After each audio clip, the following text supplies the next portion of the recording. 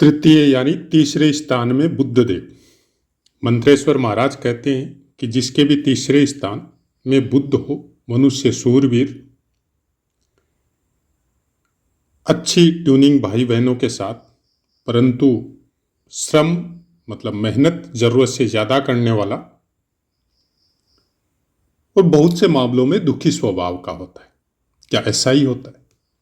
क्योंकि ये सब फल कालपुरुष की कुंडली अनुसार, भावाश्रय फलों के अनुसार बताए गए। पुस्तकों की बातें हैं तो पुस्तकों के अनुसार ही बताया गया है, लेकिन डिटेल में चर्चा ओवरऑल कैसा फल होगा करक लगन वालों के लिए, वो इस वीडियो के नेक्स्ट पार्ट में करेंगे। जय माता की मित्रों, आज चर्चा करेंगे करक लगन में अगर आपका बुद्ध देव तीसरे स्थान में हो तो किस तरह के फल हम लोगों को प्राप्त होते हैं। भावाश्रय फलों के अनुसार हम शॉर्ट वीडियो में वो बता देते हैं और कोशिश यही करते हैं कि उस वीडियो को, ये जो मेन वीडियो है, इसके साथ भी जोड़ दिया जाए। कभी कोई बाई मिस्टेक छूट सकता है, नहीं तो प्रायः हम उस वीडियो को भी इसके साथ ऐड कर देते हैं। क्यों शॉर्ट वीडियो बनाने लग गए? उसका एक कारण है। ज्योतिष को हमारा समझने का तरीका थोड़ा अलग है।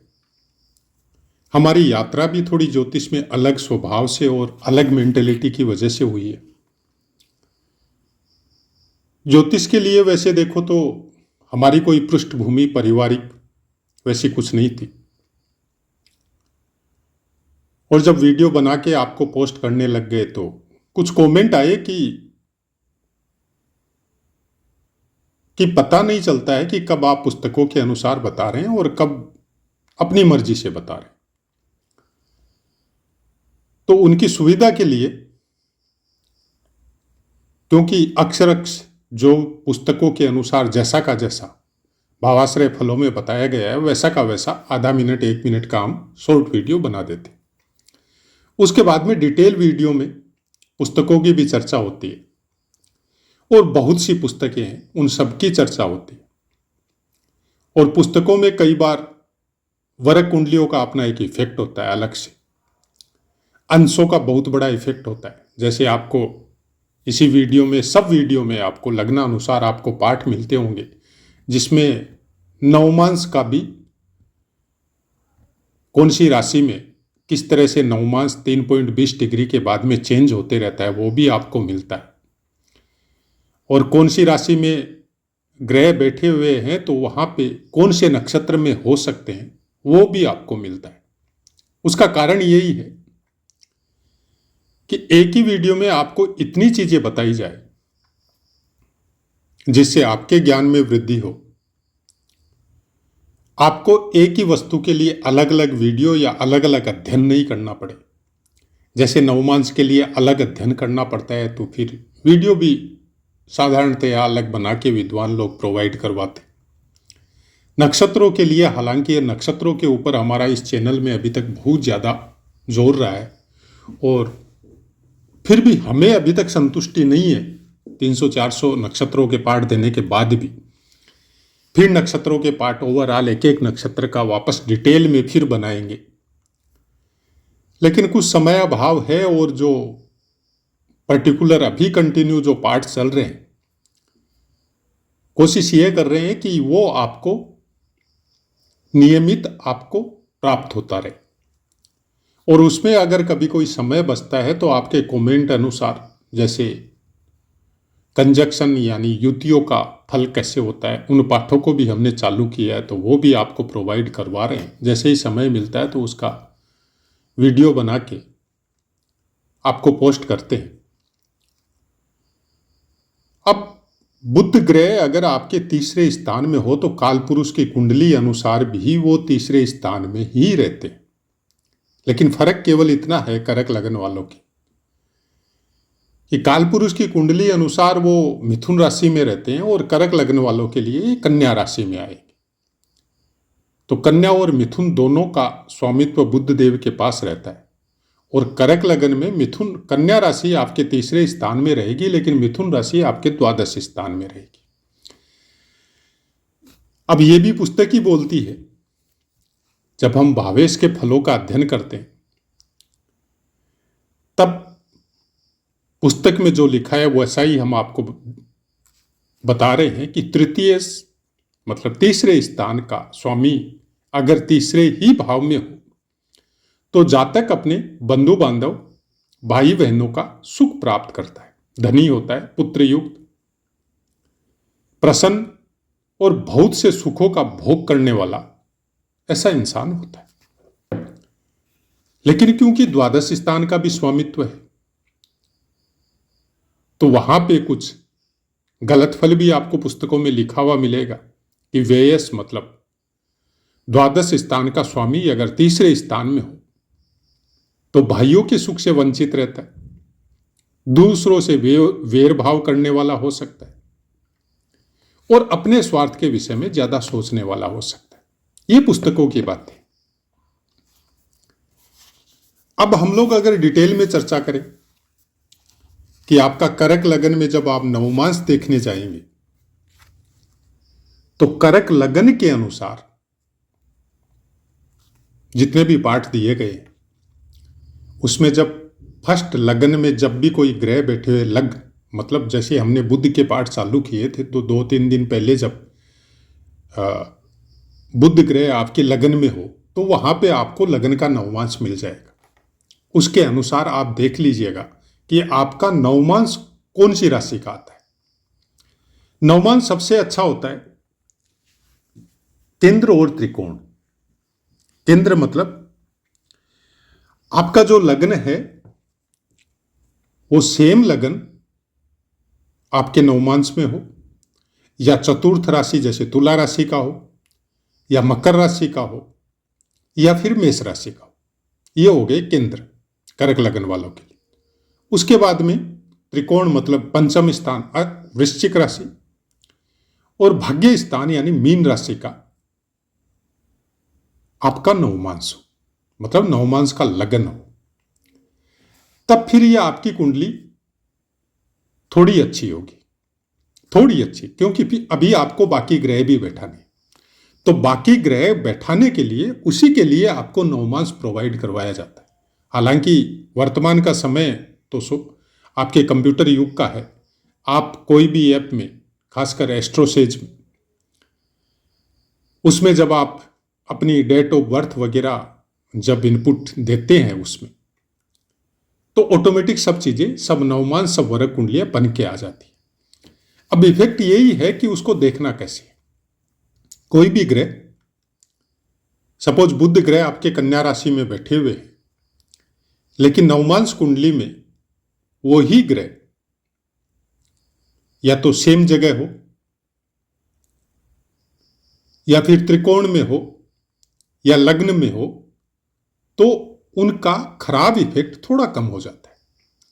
उसके बाद में आपका क्वेश्चन ये भी हो सकता है कि नवमांश में जैसे हमने लिख रखा है कि 3.20 डिग्री तक अगर ग्रह रहेगा कन्या राशि में तो वो मकर का नवमांश रहेगा, मतलब आपके सप्तम स्थान का नवमांश रहेगा। वहां पे आगे हमने यहां पे लिख रखा देव, उसके नीचे नर, फिर राक्षस, फिर देव, फिर नर, फिर राक्षस। ये नवमांश की स्टेज है। आप इसको इस तरह से समझ लीजिए कि पहला नवमांश सत्य है। सत्य मतलब देवता नवमांश है। ऐसे नवमांश में अगर कोई क्रूर या पापी ग्रह भी बैठता है तो मोस्ट प्रोबेबली आप जब अभ्यास में जाते हैं तो आपको यह देखने को मिलता है कि वो क्रूर और पापी ग्रह भी अपने पाप फलों से थोड़ी दूरी बना लेते हैं जातक के साथ।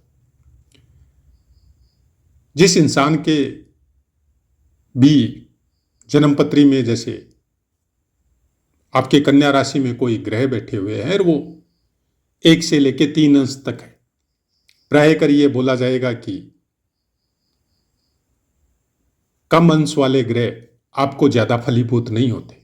लेकिन जब आप नवमांश में जाते हैं तो पहली बात तो वो वर्गोत्तमी हो जाता है। क्यों कि अगर कन्या राशि में अगर बैठे हुए हैं, नहीं सॉरी, कन्या राशि में अगर बैठे हुए हैं तो वर्गोत्तमी तो नहीं होंगे लेकिन वो मकर के नवमांश में चले जाए। और खास बात ये होगी, मतलब आप नवमांश कुंडली में उसको मकर राशि में आप देखेंगे, लेकिन खास बात ये होगी उस ग्रह की कि वो देव नवमांश में, मतलब सत्गुण सत्व गुण लेके वो ग्रह एक्चुअल में आपकी जन्म पत्री में प्लेस है, तो वो अपने क्रूर और पाप प्रभाव को आपके ऊपर कम कर देगा। वो अपना जो फल है जैसा भी देगा वो देगा, लेकिन उसमें हिंसात्मक प्रवृत्ति कम रहेगी। सपोज आपका शनि दुखों का कारक है, राहु भ्रम का कारक है, केतु विक्षोभ का कारक है, आपके हर चीजों से मोह हटाने का कारक है, लेकिन अगर वो देव नवमांश में है तो अपने क्रूर कर्म पाप कर्म जो उसको फल देने चाहिए उसमें वो कमी कर देगा, या वो आपको सही रास्ते पे लाने की या समझाने की कोशिश करेगा। वो अपने पाप फल इतने ज्यादा मात्रा में आपको प्रोवाइड नहीं करवाएगा जिसकी वजह से आपके चारों तरफ से रास्ते बंद हो जाए। इस तरह का फल देव नवमांश में रहेगा। उसके बाद में आता है नर नवमांश, मनुष्य नवमांश। इस नवमांश में जो भी ग्रह बैठे रहते हैं, मतलब 3.20 डिग्री से लेकर 6.40 तक जो भी ग्रह बैठे रहते हैं, वो पूरी तरह भौतिक जगत के अनुरूप आपको फल देते हैं। अच्छे हैं तो अच्छे देते हैं, और अगर आपके खराब स्थानों का स्वामित्व लेके हैं तो वो बुरे फल देते हैं। उनके फलों को काटना बहुत मुश्किल है। कैसे काट सकते हैं? अपने नियमित कर्मों के ऊपर पूर्ण दृष्टि के अनुसार सही तरीके से अपना जीवन यापन करने से उनके अच्छे कर्मों में बढ़ोतरी और बुरे कर्मों में कमी आपको देखने को मिल जाती है। इसलिए जब हम लोग घर के संस्कार के ये सब जब बातें करते हैं, ये बातें पूरी तरह ज्योतिष के ऊपर ही निर्भर है। बिना ज्योतिष के इस संसार में कुछ नहीं होता। अब आपको समझने में फेर है, आप इस ज्योतिष को अगर अलादीन का चिराग समझते हैं कि उसको जाके थोड़ा सा घिसना है और फिर जिन प्रकट होगा और आपकी सब पीड़ाएं शांत हो जाएगी, तो आप ज्योतिषी को कुछ ऐसा समझते हैं कि डेट ऑफ बर्थ वगैरह प्रोवाइड करवाई और ज्योतिषी हमको कोई रेमेडी बताएगा और हमारा कल्याण हो जाएगा। तो ऐसा कुछ नहीं होता है ज्योतिष में। और अगर आपको ऐसा कुछ लग रहा है तो उसके लिए माफ कीजिएगा, हमारे पास ऐसा कोई जिन भी नहीं है और चिराग भी नहीं है, दोनों ही चीजें नहीं। क्योंकि जीवन में न तो खुद भ्रम रखते हैं और न हमारे साथ जो जुड़े हुए हैं उनको नहीं रखने की प्रेरणा भी यही देते हैं कि भ्रम से जीवन कभी नहीं चलेगा। आपके जो कर्म है उसको सही तरीके से कीजिए, उसका अच्छा और बुरा फल प्रकृति पे छोड़िए, नेचुरलिटी पे छोड़िए, ईश्वर को समर्पित कीजिए। जो देना है उसको देना है। ये उसके बाद में ये पहले ये बातें पूरी कर लेते हैं, उसके बाद में दूसरी बातें शुरू करेंगे। राक्षस नवमांश, हालांकि ये सब के लिए हमने एक पर्टिकुलर पाठ बना के आपको प्रोवाइड करवाया हुआ है, आप सर्च करके उसको सुन लीजिए। आपके ज्योतिष के विषय में बहुत सी भ्रांतियों का निवारण उस पाठ के द्वारा हो जाएगा। राक्षस नवमांश, राक्षस नवमांश में बैठे हुए ग्रह जो भी अच्छे या बुरे आपसे जबरदस्त मेहनत करवाएंगे। अब मेहनत का स्वरूप कैसा होगा ये आपको ऊपर डिपेंड है, लेकिन अगर हमसे पूछे, चाहे आप अभ्यास की बातें कर लो, चाहे ज्योतिष के अनुसार बाकी सब पुस्तकों का अध्ययन करने के बाद में जो बातें कर लो, राक्षस नवमांश मतलब तमस गुण। तमस गुण का निवारण कैसे होता है? आपके गुस्से पे चोट करना, आपको चरणों में झुकाना, या तो आपने कुछ ऐसे कर्म किए कि द्वंद स्वरूप आपको माफी मांगनी पड़े या प्रताड़ित होना पड़े, आपके सम्मान की हानि हो। एक तो तरीका ये है। दूसरा तरीका ये है कि खुद ही सरेंडर हो जाए। ज्योतिष में जब हम लोग अपने आसपास देखते हैं ना, आपने देखा होगा कई बार हम लोग मंदिरों में जाते हैं, शिव मंदिर हो, विष्णु मंदिर हो, कृष्ण मंदिर हो, वहां पे आपको बहुत से इंसान उनका डेजिग्नेशन क्या है, उनकी सिचुएशन क्या है, आर्थिक या भौगोलिक या सामाजिक दृष्टि से वो कितने उन्नत है, किस शिखर पे बैठे हैं, किस तरह की पोजीशन वो होल्ड कर रहे हैं, वहां पे आपको पता नहीं चलता है उसका। क्यों? क्योंकि वो सेवा करते हुए मिलेंगे। कोई साफ सफाई कर रहा है, कोई झाड़ू लगा रहा है, कोई आपके लिए कुछ चीजों का बंदोबस्त कर रहा है। अगर राक्षस गुण में आपके ग्रह बैठे हैं और आप इस तरह का सेवा भाव रखते हैं, चाहे मंदिरों में हो चाहे आम आदमी के प्रति हो, तो सुपर फल आपको उन ग्रहों से प्राप्त होते। मतलब आप सोच नहीं सकते वैसे फल आपको प्राप्त होते हैं, चाहे वो ग्रह आपकी कैसी भी अवस्था में किसी भी स्थान पे प्लेस हो।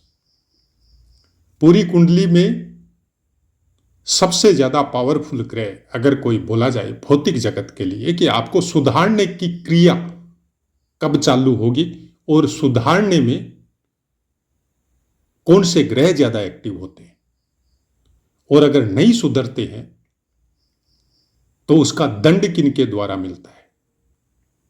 बुध और शनि, दो ग्रह सबसे ज्यादा एक्टिव होते।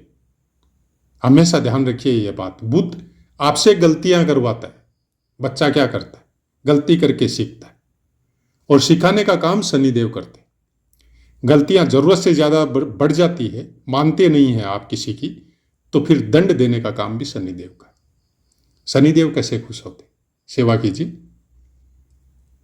हम और आप सब अपने जीवन में सेवा करते हैं, और जो ये सोचता है कि हम किसी की सेवा नहीं करते, वो ये भूल कर रहा है। बहुत कम इंसान आपको इस धरती पे मिलेंगे जो केवल अपने सेल्फ के लिए जीते। किसी परिवार, किसी बच्चे, किसी संबंधी, किसी फ्रेंड, किसी से कोई भी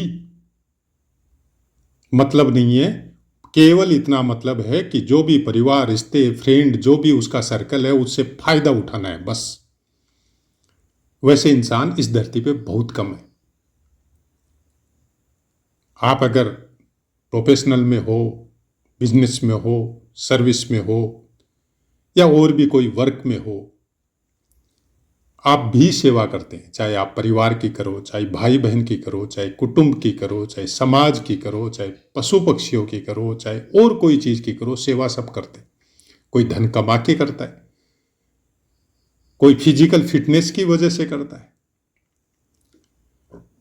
कोई कारणों से करता है। बड़े बड़े धनाढ्य कुबेर जो धन कमा रहे हैं, वो आप क्या सोचते हैं वो सेवा नहीं करते? सब सेवा करते हैं अपने जीवन में। जो अरबोपति खरबोपति है, उनकी इंडस्ट्री के अंदर भी लाखों वर्कर, लाखों आदमी काम करते हैं, उनकी भी वो सेवा कर रहे हैं, उनकी जरूरत का पूरा ख्याल रख रहे हैं। किसी के साथ एक जरा सा कुछ हो जाए तो उसके लिए खड़े रहते। ये उनका अपना परिवार है, और वो परिवार के लिए धन कमा रहे हैं और इंसानों को जोड़ते जा रहे हैं। ट्रस्ट बना रखे हैं दुनिया भर के, जिसमें दान देके गांव समाज की भी हेल्प करते हैं। तो तीसरे स्थान का बुध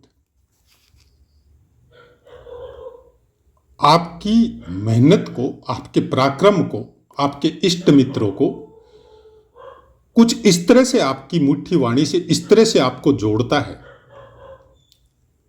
कि शत्रु भी मित्र बनते हैं, क्योंकि आपकी वाणी पे प्रभाव बुध का रहता है। और बुध ग्रह तीसरे स्थान पे बैठ के अपने ही कारक भाव में, हालांकि तीसरे स्थान का कारकत्व है मंगल के पास है, लेकिन काल पुरुष की कुंडली अनुसार स्वामित्व जो है वो बुध देव के पास है। और यहां पे बुध देव आपके अंदर वाणी का ओज, आपकी कुछ बोलने की या तर्क करने की या समझाने की प्रवृत्ति की वजह से आपका बहुत बड़ा फ्रेंड सर्कल होता है। प्रायः ऐसे इंसान आपको घरों में कम मिलेंगे, स्टेज पे मिलेंगे, समाज के बीच में मिलेंगे, स्कूलों में मिलेंगे, बड़े बड़ी फैक्ट्री या ऑर्गेनाइजेशन में मिलेंगे। मतलब ये लोग भीड़ के साथ रहते हैं, भीड़ के बीच में रहते हैं और वहां अपनी पहचान बनाते हैं, लोग इनको फॉलो करते हैं। उसका एक कारण और भी है कि तीसरे स्थान में बैठा हुआ कोई भी ग्रह आपके भाग्य स्थान को देखता है, तो ये अपना भाग्य खुद बनाते हैं। और एक पोजीशन ऐसी भी आती है कि इनका स्वभाव बहुत अच्छा होने की वजह से, जो भी भाई बहन हो, परिवार हो, कुटुंब हो, इनकी रिचनेस की वजह से, इनकी पहुंच की वजह से इनके साथ जुड़े हुए रहते।